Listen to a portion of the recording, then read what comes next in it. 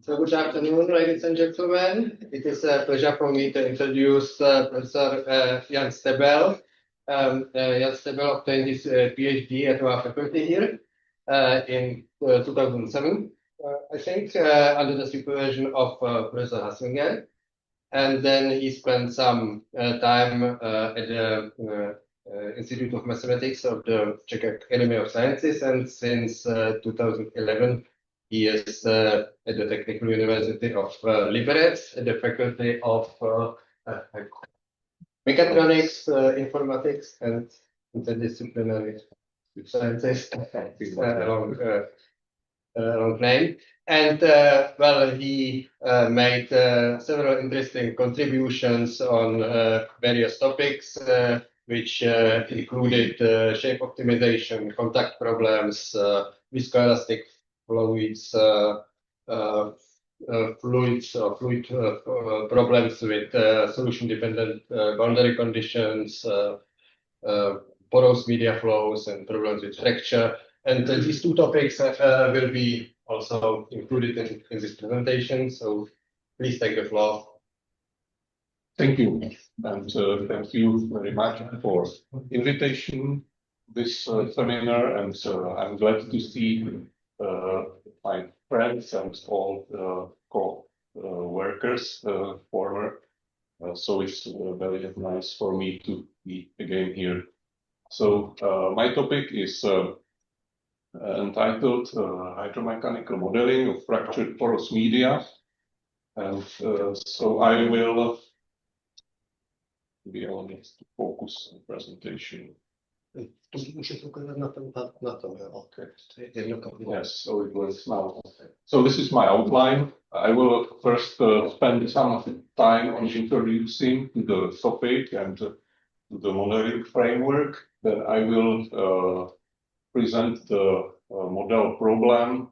It's quite a large set of equations and inequalities. And then I will focus on the analysis of the model based on time discretization and on the splitting of the mechanical and hydraulic subproblems using so-called fixed stress method. And finally, I have also some numerical examples. So we are at the Technical University of Liberec. In our group, we are interested in modeling processes related to the safety of underground repositories, which is to be constructed in some years or decades in the Czech Republic. And so our motivation is safety assessment and related processes. So in the underground repository, which is usually built in some crystalline rocks like granite, the idea is that the rock is intact or it's very tough. So if something happens inside, then it will take a long time until it propagates to the surface. And so it should be quite safe to store some dangerous materials there. But it's not so exactly. There can be some damage of the rock massive, which can be natural due to some natural fractures, or it can be induced by human activity. For example, by construction of the tunnels, there can happen some damage, which can influence, which can affect the behavior of the rock in the vicinity. So there can be large permeability, and the stiffness or strength of the rock can be smaller in such case. So it is clear that there are some fractures in the rock, and that the fractures cannot be ignored. They have impact on the permeability and on the mechanical properties. But it's not so easy to model fractures because first, we don't know exactly where they are, how many and how large they are. We know just some statistics. We can estimate some statistical distributions of the fractures. And even if we knew exactly their positions and sizes, we cannot afford to describe geometry of each single fracture. That's too exhausting. And so there are some ways how to model approximately the fractured rock. So we are not able to capture everything, but one way is to use so-called equivalent continuum approach, where we treat the rock as a continuous material, where the properties of the fractures are somehow melted into the proper parameters of the continuum. Second approach is maybe some kind of complementary to this. There, people say, okay, for us it is important what happens in exactly in the fractures. So they model so-called discrete fracture networks. So this is a set of lower dimensional manifolds like planes or circles, which are which are intersecting together, and they together form some network through which water can flow. And so they neglect the behavior of the continuum around the fractures, but they capture and model the flow or the processes which are inside the fractures. And then there is another, some kind of compromise approach called discrete fracture matrix model that somehow wants to couple or combine both the equivalent continuum and the discrete fractures together. So we want to see what happens in the bulk massive and also what happens in the fractures, and there has to be some interface, some conditions that couple these two systems together. Of course, in the third option, we cannot take so many fractures as in the discrete fracture network modeling, so this is kind of compromise solution. But this is the way which we chose to analyze and to use in our computations. Here is a very short list of scientific works related to this discrete fracture matrix modeling. One of the first models or papers on the porous media flow connecting the fractures and the bulk was written in 2005. Then many other results appeared, generalized this also to other processes like transport, mechanics. 10 years later, there started to appear papers on coupled processes, flow and mechanics. And then later, this followed to more complex models, including contact conditions or nonlinearities.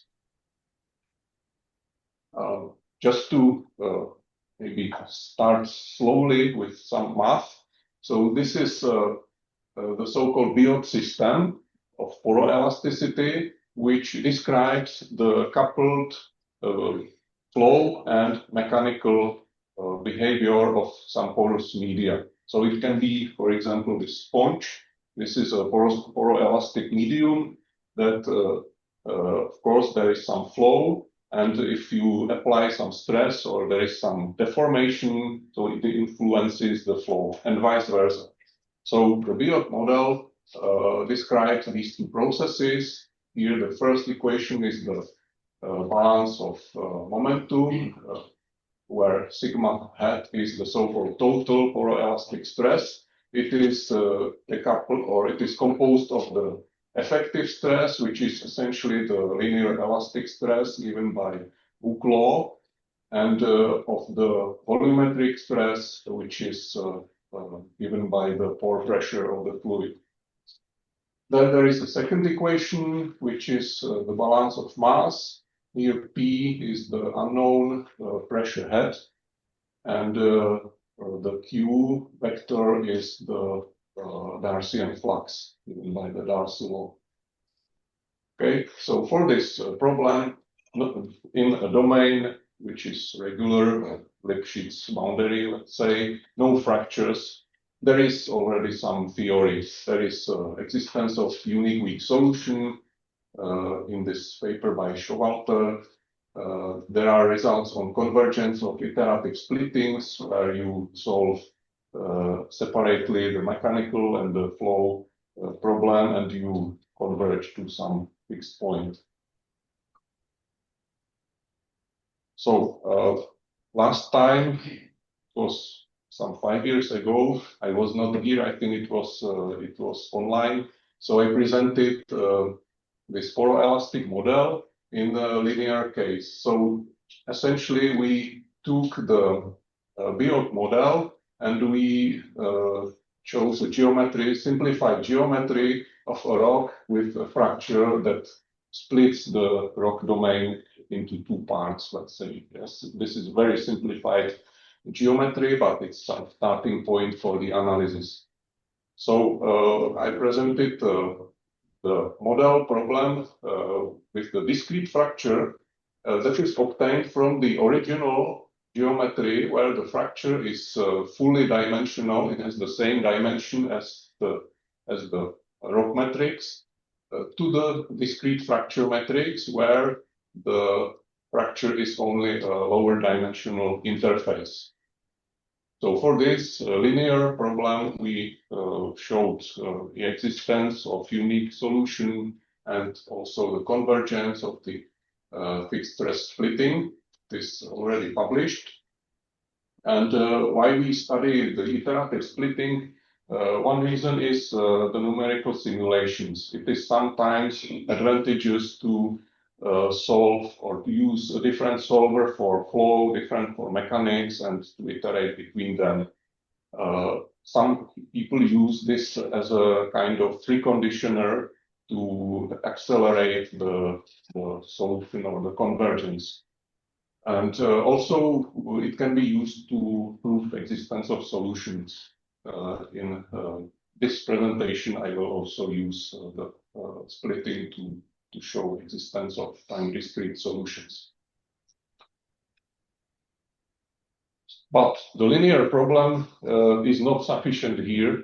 There are many reasons, but 2 reasons why we had or decided to study more general problems are the following 2 effects. So first, if you imagine that you have a rock with a fracture, you apply some force on the boundary so the fracture can close. And if your model is linear, then it can not only close, it can also interpenetrate. So that is not desirable. The model has to somehow avoid this. Secondly, the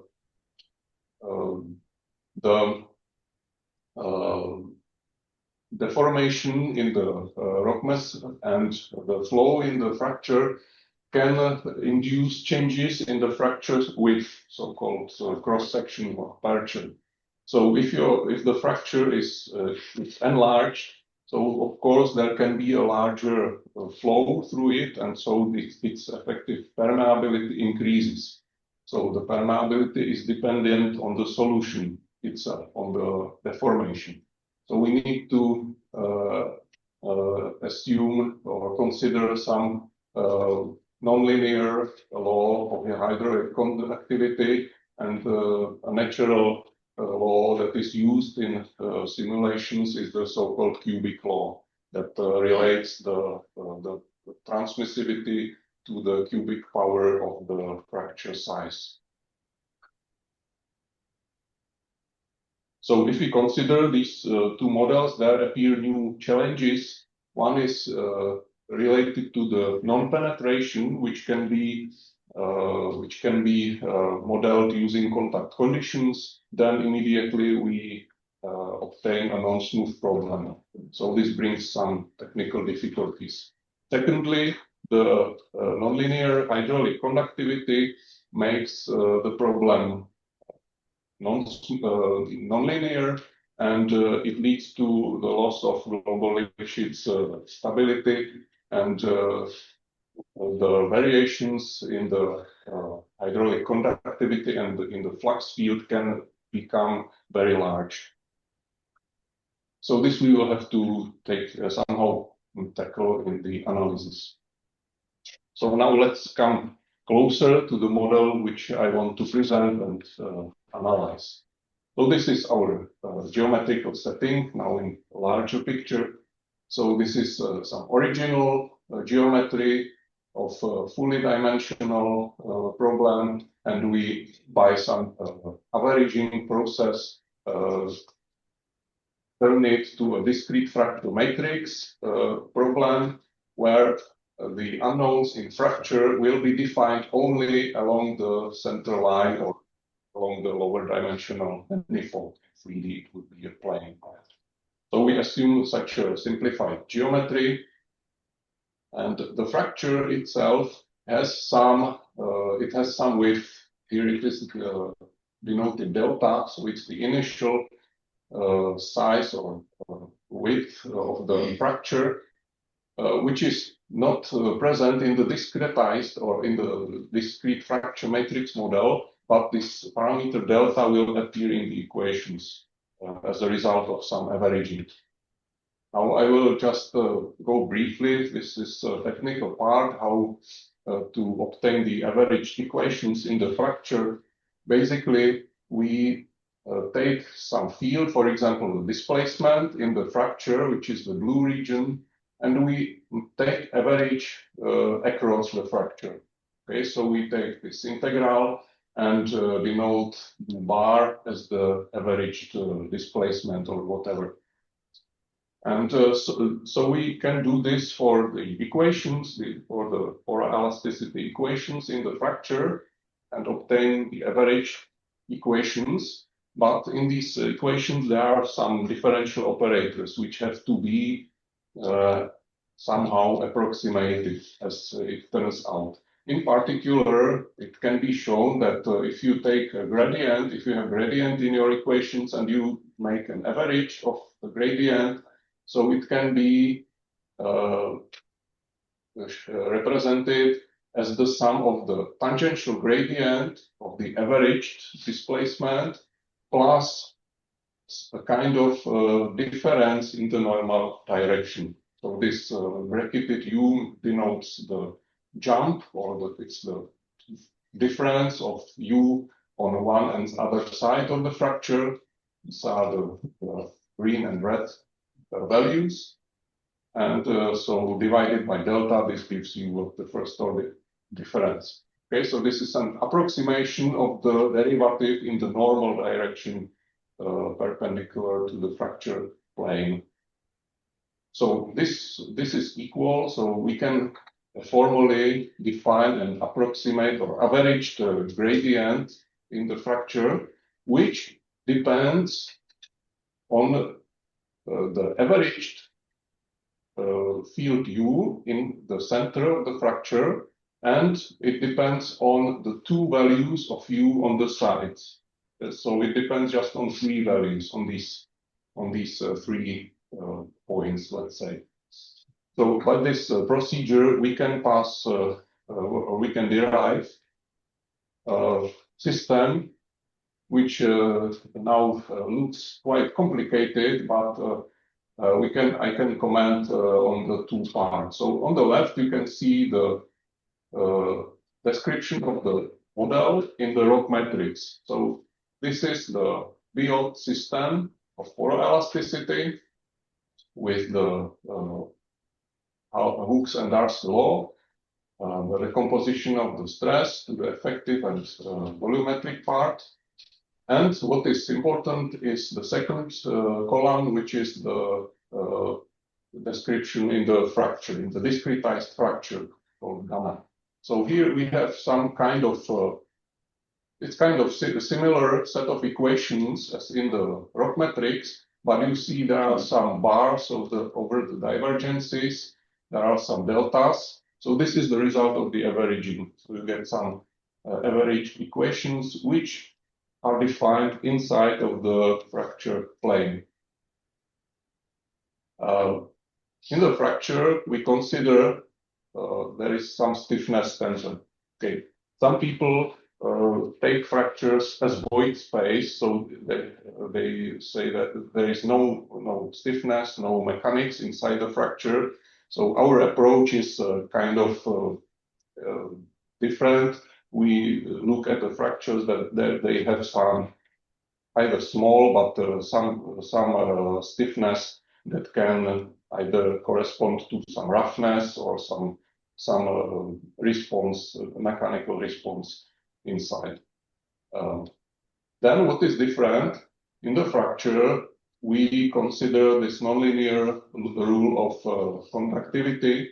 So there is a so-called transmissivity tensor QF, which is given as in terms of the third power of the hydraulic aperture, that is defined as the updated or modified fracture width.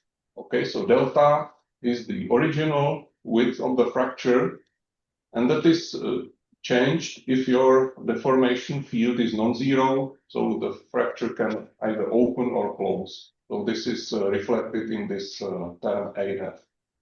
Okay, so this makes the problem nonlinear, and this brings some additional coupling between hydraulics and mechanics.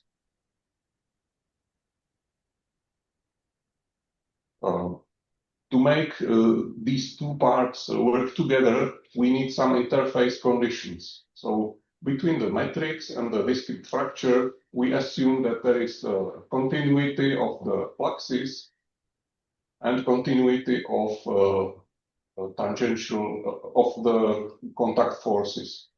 We assume a frictionless contact. It means that this is expressed in terms of this AF of U. So it means that the fracture can have at least a minimal width. We do not allow a smaller width of the fracture than some given value A min. Okay, so this is our contact condition. And to this, we have some complementary conditions, that is the non-negativity of the normal forces and the complementarity condition. Okay, so now 2 slides of equations. I think no one can remember it all. Anyway, I will present a weak form that is quite or more compact, that can be put on one slide. So of course we need to add some initial and boundary conditions. Initial condition here is sufficient or necessary only for the pressure, and we can prescribe Dirichlet or Neumann conditions both for mechanics and for flow on the fracture and on the rock boundary. Okay, so technically quite a complicated system. We need to assume some hypothesis on the data. What is natural that we want the coupling parameters alpha and alpha f, that is these are the constants of the Biot coupling between flow and mechanics, to be non-negative. Storativities have to be positive, and we need symmetry of the Cauchy tensor and the permeability tensor, and positive definities. Yeah.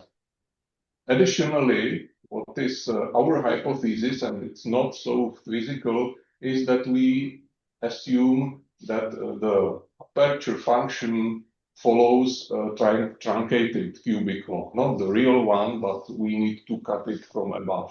That's a purely technical assumption, which simplifies the analysis and makes it for us feasible.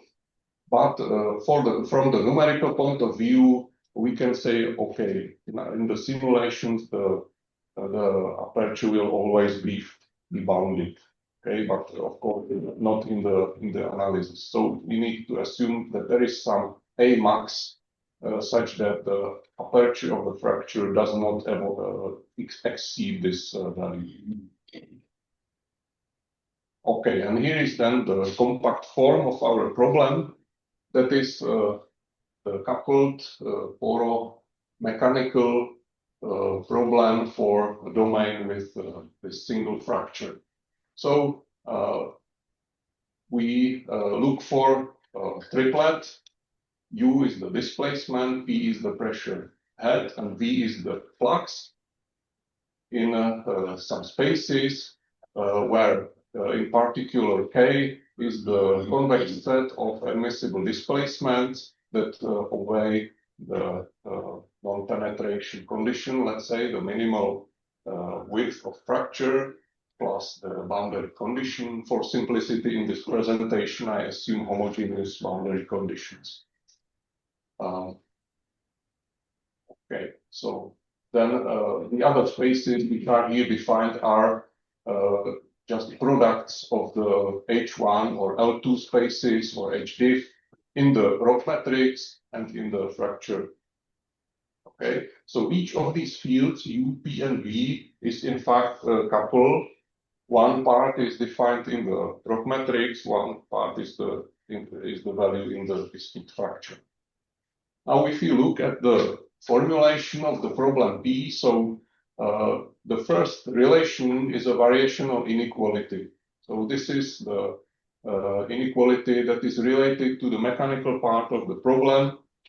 Due to the contact condition, we have this inequality. The second line is the balance of mass, which is the parabolic type equation for the pressure head.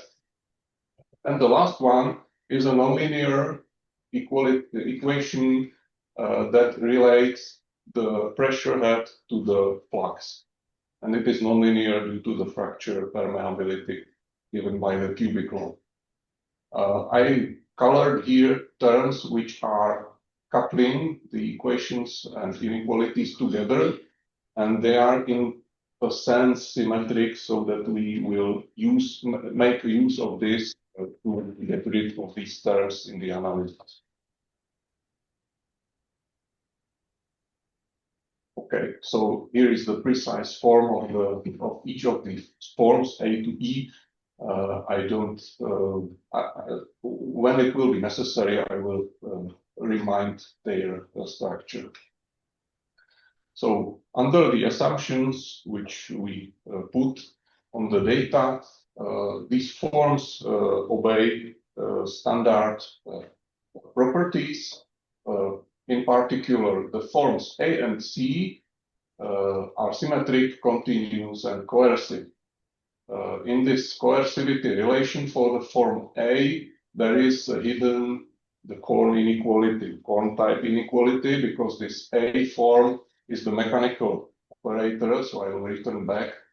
A is essentially this operator where we have symmetric gradients of the fields and some kinds of symmetric discretized gradients of the fields in the fracture.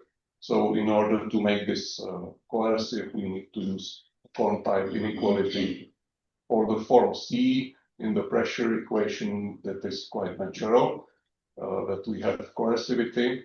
Then the coupling forms B, D are continuous, and the same for the right-hand side functionals.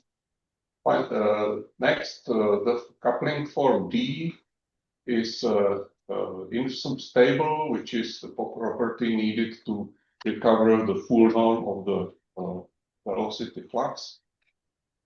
And the nonlinear form E, which describes the relation, the Darcian relation plus the relation for the fracture conductivity, can be shown to be continuous, coercive, and Lipschitz continuous with respect to the first variable, to the displacement variable.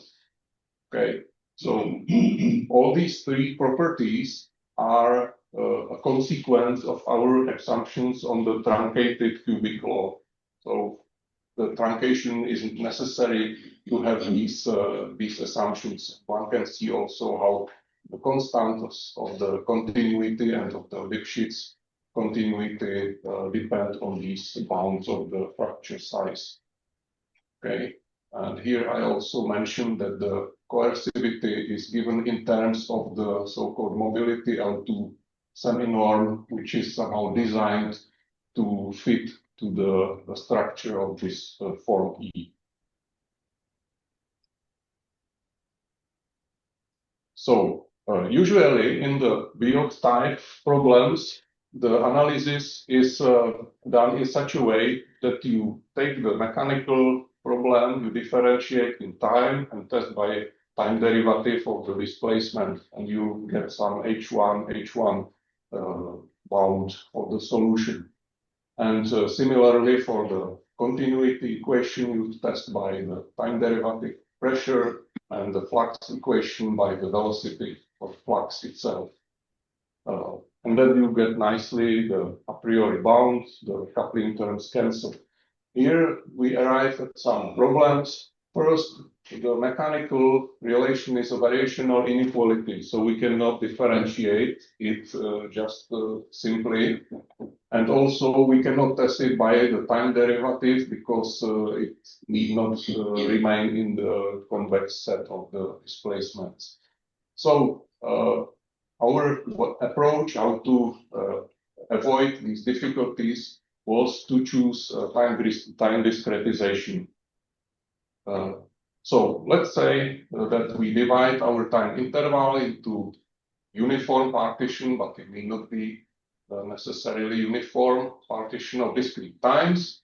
And for each discrete time, tk, we look for a triplet uk, pk, vk, which will solve a similar set of equations as in the original problem, but the second relation, the balance of mass, will be discretized by the implicit Euler method. So we have a difference of the, we have here the time step tau present in the equation. Otherwise, everything remains the same.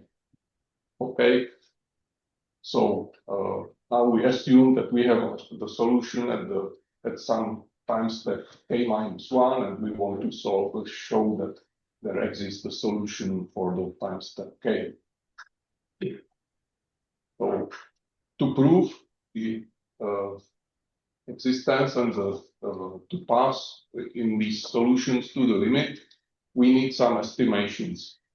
So first, what we can show is the basic energy estimate, which bounds the norm of the displacement of the pressure and their differences, time differences, or just differences, together with the, let's say, discrete L2 norm of the flux uniformly with respect to time. So its constant CE is independent of the number of time steps.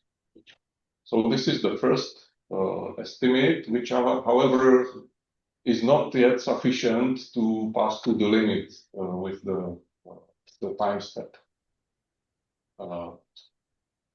Just some comments on the proof of this basic estimate. So we take the discretized system, we test the three relations by suitable functions. In particular, for the mechanical equation, we take the solution from the previous time step, and for the flow and flux equation, we say the actual functions, and we obtain this set of three relations.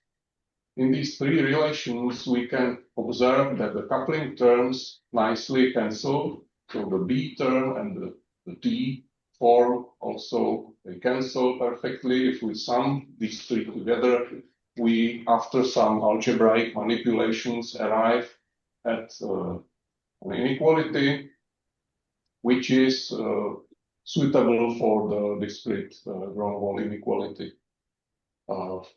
In particular, we estimate the forcing terms on the right-hand side. Well, the first forcing F1 from the mechanics, the telescopes, so that we, after summation over time step, we get just the difference of the first and last term. Then the second term from the continuity equation can be estimated using Young inequality. and so this term is still affordable for the discrete ground wall. And the last term from the flux relation also can be estimated using Young inequality. So after this manipulations, we arrive at an inequality which is to which we can directly apply the discrete ground walls inequality. In particular, these two norms in the beginning are bounded by constant plus time step times sum of the pressure norms squared. Here I just did not define the norms with the subscript A and C, but these are just the natural energy norms induced by the bilinear forms A and C. So applying the discrete ground wall inequality to this, we obtain the boundedness of the displacement and pressure norm uniformly with respect to the time step. Then plugging this again to the first inequality, we can make also this sum independent of the time step and of the number of time steps. So we get all the left-hand side bounded uniformly. So that's to the proof of the basic estimate. To pass to the limit in the time discretized problem, we need some information on the time differences, the difference quotients. So this is given in the next lemma, which says that, which improves the basic estimate. And so one can say, why did we bother with the basic estimate when it's not necessary? In fact, we need it because we need the boundedness of the L2, discrete L2 norm of the fluxes, as I will show on the next slide. So in this proof, we again test our discretized problem by suitable test functions.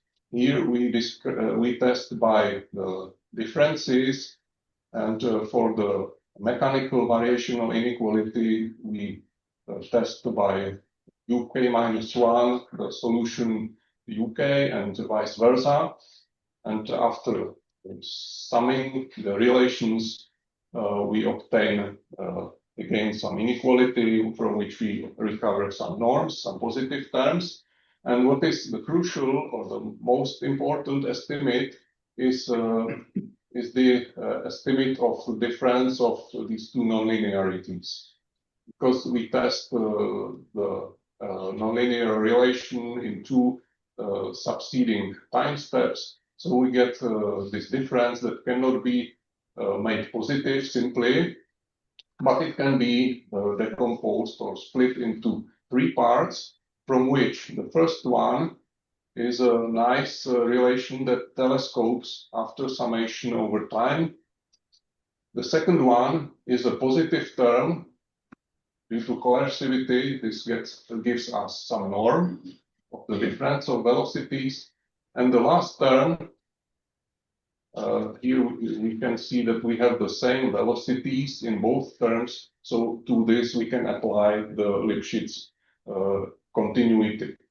And after applying the Lipschitz continuity with respect to u, we can split it using Young inequality, and we obtain here the time difference of the velocities and the fourth power of the flux norm. Okay, this fourth power itself is a problem because we cannot absorb it to any term which we obtain from other terms in the estimates. But what we can do, we can use the basic estimate, which says that the second power of this sum of Vk multiplied by the total time step is bounded. So bounding the two powers of this flux norm saves the life, and we can finally, assuming that the Lipschitz constant L is sufficiently small, we can absorb it to the term which is on the left-hand side, which I did not show due to saving your your capacity. Okay, so what I forgot to say is that there was an assumption. Assumption is that the Lipschitz constant of the form E has to be sufficiently small. That is usually in such kinds of nonlinear problems necessary to recover the estimates. Okay, so having these estimates, we can construct the piecewise constant and piecewise affine interpolants of the time discrete solutions. And these estimates tell us that these functions are bounded in the appropriate function spaces, so that we can pass to a subsequence where a convergence holds. In particular, we have weak convergence in these spaces, and using Owen-Lyon's argument, we can also obtain strong convergence of the displacement and of the pressures. This strong convergence is important to pass to the limit in the nonlinear flux equation, and using the weak lower semi-continuity of the mechanical operator, we can also pass to the limit in the variational inequality. So the claim of this theorem is that we have that there exists a solution which is the limit of the time discretized sequence. Okay, so now I would like to pass to the splitting problem. So I assumed that the time discretized problem had a solution for each time step size that we choose. But I did not show this, that this time discretized problem has a solution. A way to show it is this iterative splitting. And also in the numerical scheme, this is quite convenient because we can linearize the conductivity relation, which is otherwise difficult to handle. So the idea of the splitting is the following. Let's say that okay, we have our solution at some time tk minus 1. Now we want to find a solution at the next time level. So we iterate between flow and mechanics. So having some pressure field, let's say tk n minus 1, and where n is the number of iteration, let's find a displacement field just by the mechanical variational inequality. Solving this, we obtain a new displacement. Then for this given displacement or this solved displacement, we want to find the pressure and flux. So we solve the flow subproblem for fixed displacement. Okay, and also here we have fixed displacement in the flux relation. So this effectively becomes a linear problem. Just this idea is not sufficient to have a convergent scheme. It turns out that there has to be some correction which allows to show that the sequence of such iterates is convergent. So we have this blue term that has to be added with some stabilizing constant L fixed stress. So having this additional term will allow us to pass to the limit and show convergence. So in the proof of the convergence, or to show that the sequence of iterates is a Cauchy sequence, we will need to make this kind of estimation. So we will again have a difference of the two nonlinear terms, E, and we will need to estimate it using the Lipschitz continuity and some Young inequalities. And again, we will arrive at the need to estimate the flux independently of K and N. So I will need boundedness of this flux norm for these iterates. And this is guaranteed by this following lemma.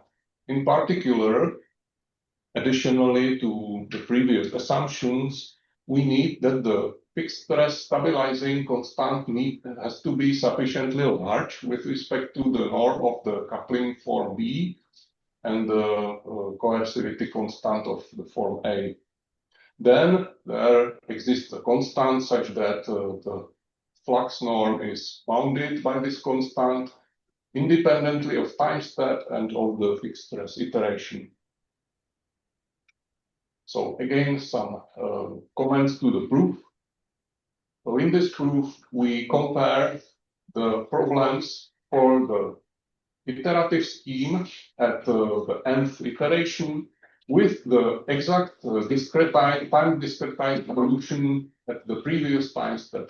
So comparing these two problems with suitable test functions, we arrive at these three relations, where the first gives us the relation of the norm of difference of the displacement that is defined here on the bottom line, is the difference of the iterate and of the previous time step.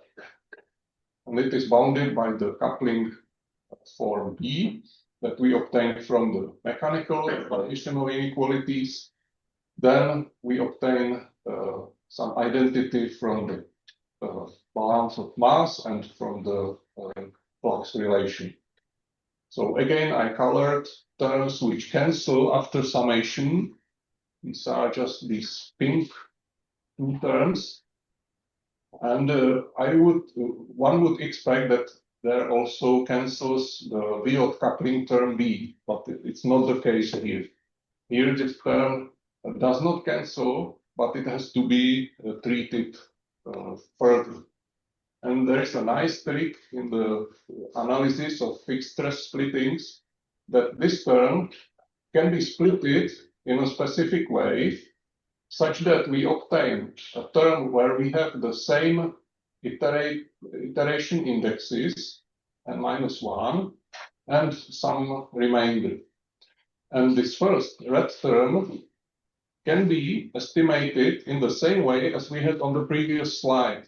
If we just look at it, here we have E for the time index K and iteration index N. And it is larger or equal to alpha A times some norm squared. So this we can apply also here, but for the previous iteration. So we get this term. This appears on the right-hand side of some inequality. So in particular, this saves us some norm, some estimation. On the green part, we apply just the Young inequality, so that one term immediately cancels with the red one, and the other term has to be absorbed. So after we sum everything and put it together with this estimation, we get that this remainder from the Viot coupling appears here, where it is compared to some term with the stabilizing constant Fs. So with this term, this LFS is sufficiently large with respect to this second term. We have estimate which we needed. Okay, so this is the origin where is the condition to have sufficiently large stabilization constant. Okay, so we prove that the sequence of fluxes during iterations is bounded. And then using this boundedness, we are able to show contractivity of the sequence and the existence of the time discretized solution as the limit of this iterative process. The conditions under which this theorem holds are slightly different than the conditions for the boundedness of the flux. In particular, the stabilizing constant has to be even larger than previously the term on the right has to be multiplied by some beta that is larger than 1 strictly. Okay, beta can be any, but larger than 1. And secondly, we also have some restriction on the time step, under which we have a contraction, we have a convergence of the sequence of iterates. So this time step bound depends, of course, on the data, on the Lipschitz constant, and on the bound for the velocity, but also it depends on the size of the fixed stress stabilizing term. In particular, it turns out that to have good convergence of the iterative scheme, this should not be too large. It should be as small as possible to have very fast convergence. But on the other hand, with small value of LFS and beta, we get even smaller time restriction. Okay, so this gives us in the numerics gives us some restriction on the time steps, and this is not so convenient. But for the analysis, that's okay. So in the proof, I will again just pick some important points.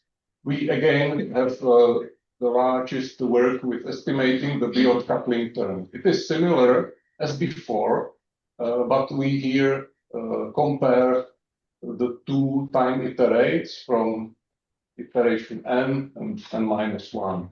That's the difference.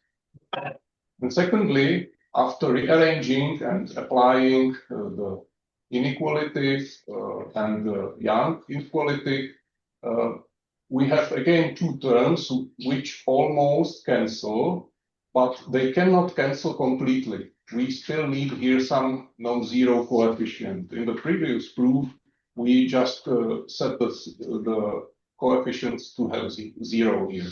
But here we need to still keep some portion of this delta norm because it has to be compensated, or it has to compensate the estimate of the nonlinearities, which gives this term where we see this delta U norm that will be absorbed by this. Okay, so the idea is that, okay, we need to estimate the nonlinearity. It can be estimated if we know that the fluxes are bounded, that the Lipschitz constant is sufficiently small, and even this constant beta has to be such that it all can be absorbed together. So there is an interplay of some parameters, but it's possible to get the convergence under some conditions that were presented in the proof.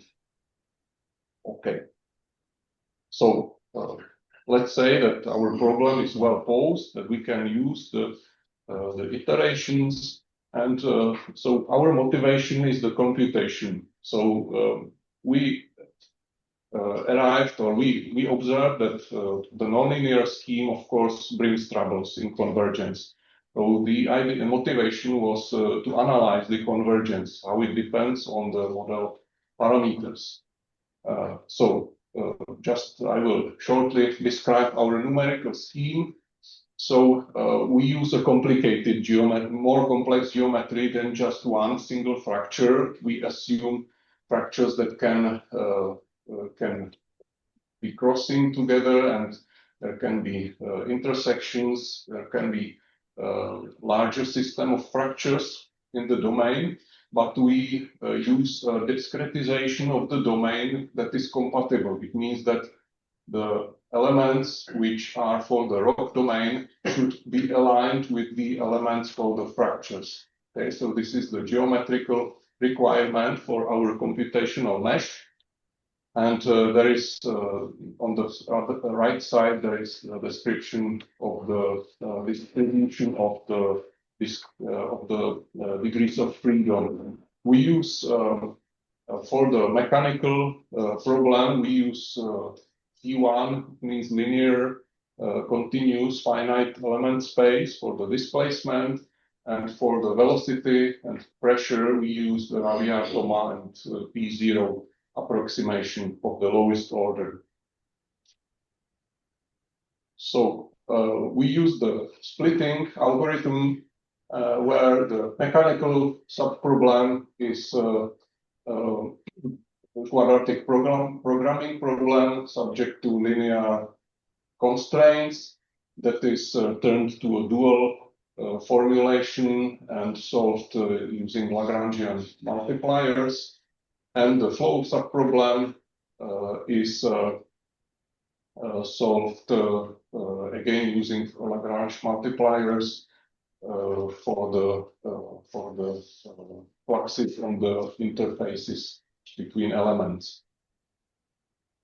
So we have some software that can also be used. It's free to use for anyone.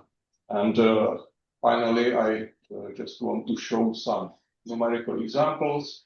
One simple example with a single fracture is a problem where you have a pre-stressed domain with a very large stress, and you pump water inside the fracture. So you apply some pressure on the left inlet, and there is some smaller pressure on the right outlet. So there will be flow from the left to the right. And it will also induce opening of the fracture and propagation of a pressure wave. For this problem, even though it's quite simple, but it's nonlinear, and there is a semi-analytical solution possible to derive, and it is published. So it's possible to compare the simulations with semi-analytical solution. So this is how the solution looks like. So these curves are at 2 times. So the orange one is at some smaller time than the red one. So we see that the fracture opens and the opening propagates, and the comparison of the analytical and the numerical solution to some extent fits. So this was just to compare if our solver is okay. But I also wanted to test the stability of the iterative splitting. So there is another setting. So with the same geometry, we change the sources. So here we assume in the second test that we have a fluid source inside the fracture, constant fluid source. So it should induce opening of the fracture in time and also increase of the velocity. And the velocity is the problematic quantity which can break the convergence of the iterative splitting. So it was designed in such a way that we should observe the failure of the convergence at some time for some cases. So in this plot, we see how the fracture opens in time. So we have some time 2 at which we stop injecting the fluid, so then the fracture no more opens. And also we see the velocity, which, however, it grows from the beginning to the point 2, and then the velocity somehow stabilizes or gets down. But there is also some singularity in the beginning, which is possibly due to the step form of the fluid source. So it is non-smooth, so it probably induces this singularity in the velocity. And we will see the effect of this in the graphs of the convergence. So these are 4 graphs for 4 different time step sizes. Here is the largest time step, and here is the smallest time step. The curves correspond to different values of the stabilizing constant. Okay, so the blue one is the smallest stabilizing constant, and we see the number of iterations needed to converge for particular time step, for particular time. Okay, so on the x-axis we have time, on the y-axis there is number of iterations. So what we can see from these plots first, the larger stabilizing constant, the larger number of iterations is necessary to obtain convergence within some tolerance, of course, which I did not present here. Secondly, we see that making the time step smaller leads to faster convergence in terms of number of iterations. Okay, so for one color that we choose, we see that the number of iterations slightly decreases with diminishing time step size. We also see that the largest number of iterations is necessary at time 2, which is the time where we have the largest flux present in the fracture. And maybe the last observation is that with smaller time steps, we see that at the first time step, the number of iteration grows. So in particular, for the smallest time step, we see that only 3 smallest values of beta were successful to converge in the first time step. And that is probably due to the singularity of the velocity at the beginning. Okay, so in some sense, this confirms the theoretical bounds on the convergence. And my final example is, let's say, realistic kind of simulation which we want to solve, this type of simulations. This is inspired by some works in deep geological repositories. And this simulation should model the excavation of some tunnel or borehole. Okay, so there is some tunnel in the rock massif, and you dig a borehole during some time period, let's say 40 days and 1 meter per day. So we chose some realistic physical parameters for this problem. It is inspired by some experiment in Canada, and we compared solution for 2 sets of discrete fractures. So in the first case, we had 200 fractures, in the second 400 cut fractures, and just to compare how these fracture sets affect the behavior of the model. What we did not succeed here was to use the true cubic law for the fracture transmissivity. In particular, we had to use a cheated cubic law. So we had to fix 1 power of the fracture aperture and use just a quadratic law. So this is some work in progress. We still are not successful to use this more realistic law. Anyway, so this is just scheme of the mesh. So it is not so easy to generate mesh where the fracture elements are aligned with the simplices of the 3D mesh, but there are some tools how to do it. And here is a picture from the simulation of the pressure field. So typically what one observes that the pressure field somehow can have some peaks during the excavation, which can be slightly seen here on this right plot, that corresponds to the observation points that are above the borehole. So if you look above the borehole, there the pressure can increase during the excavation due to some waves induced by the excavation.